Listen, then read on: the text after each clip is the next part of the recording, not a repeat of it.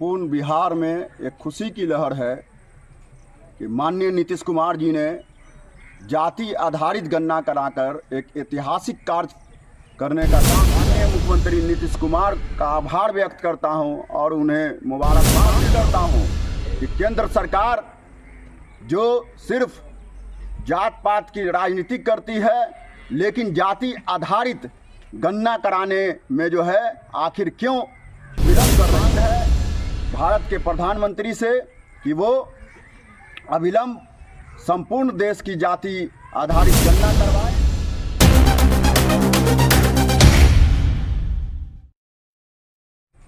कि माननीय नीतीश कुमार जी ने जाति आधारित गणना कराकर एक ऐतिहासिक कार्य करने का काम किया है। मैं बिहार वासियों की ओर से, मिथिला वासियों की ओर से और दरभंगा वासियों की ओर से, जदयू की ओर से माननीय मुख्यमंत्री नीतीश कुमार का आभार व्यक्त करता हूं और उन्हें मुबारकबाद देता हूं कि उन्होंने एक ऐतिहासिक काम करने का काम किया है। और यह मांग करता हूं कि केंद्र सरकार जो सिर्फ जात पात की राजनीति करती है, लेकिन जाति आधारित गणना कराने में जो है आखिर क्यों विलंब कर रही है। इसलिए मेरी मांग है भारत के प्रधानमंत्री से कि वो अविलंब संपूर्ण देश की जाति आधारित गणना करवाए और जिसकी जितनी संख्या है उनको उतनी भागीदारी मिलनी चाहिए। मैं माननीय नीतीश कुमार जी का और जनता दल यूनाइटेड का, महागठबंधन के साथियों का, तेजस्वी जी का, लालू प्रसाद जी का धन्यवाद देता हूं कि सभी ने मिलकर, राहुल गांधी जी भी जो इंडिया गठबंधन के नेता हैं, उन्होंने भी आज कहा कि जाति आधारित गणना देश में होना बहुत ज़रूरी है। इसलिए मैं आप तमाम लोगों को यही कहना चाहता हूं कि भारतीय जनता पार्टी अगर जहां जहां भी जाती है, आप उनसे कहिए कि आप जो हिंदू मुस्लिम की सिर्फ राजनीति करते हैं, नफ़रत की राजनीति करते हैं, वो नफ़रत की राजनीति को समाप्त कीजिए।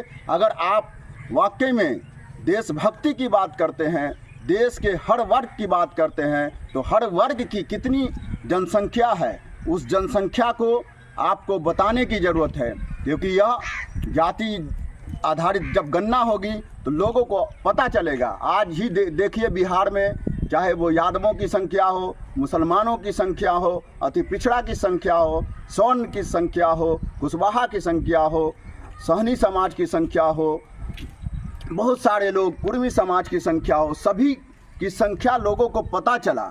और आज ये कि ज़रूरी भी है, क्योंकि जिस तरीके से हमें पता है कि हमारा जो देश है वो 140-45 करोड़ की आबादी वाला देश है। 140-45 करोड़ की आबादी में किसका कितना प्रतिशत है वो एक डेटा आना ज़रूरी है, क्योंकि उसके हिसाब से जो भेदभाव हो रहा है, खास करके अल्पसंख्यकों के साथ, अति पिछड़ा के साथ, SC ST के साथ, वो जो भेदभाव है वो नहीं होगा। जिसकी जितनी संख्या रहेगी उसकी उतनी भागीदारी रहेगी। वो अपने समाज के उत्थान के लिए, अपने गांव के लिए, अपने शहर के लिए आवाज़ बुलंद करेगा, अपने लोगों के लिए आवाज़ बुलंद करेगा। तो मैं आपके माध्यम से सिर्फ भारतीय जनता पार्टी को कहना चाहता हूं कि जुमला की जो आपकी पार्टी है, भारत को जलाने की जो आपकी साजिश रहती है, अगर आप भारत के सच्चे देशभक्त हैं तो आप जाति जनगणना कीजिए। नहीं तो ये इधर उधर वाली बात जो करके, कभी आप इजराइल का समर्थन करके, फ़लस्तीन का विरोध करके जो हिंदू मुस्लिम की राजनीति करना चाहते हैं, वो कहीं से उचित नहीं है।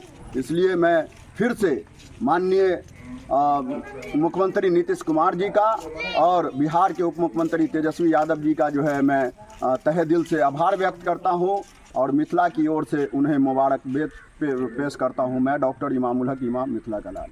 देखते रहे दैनिक ज्ञान।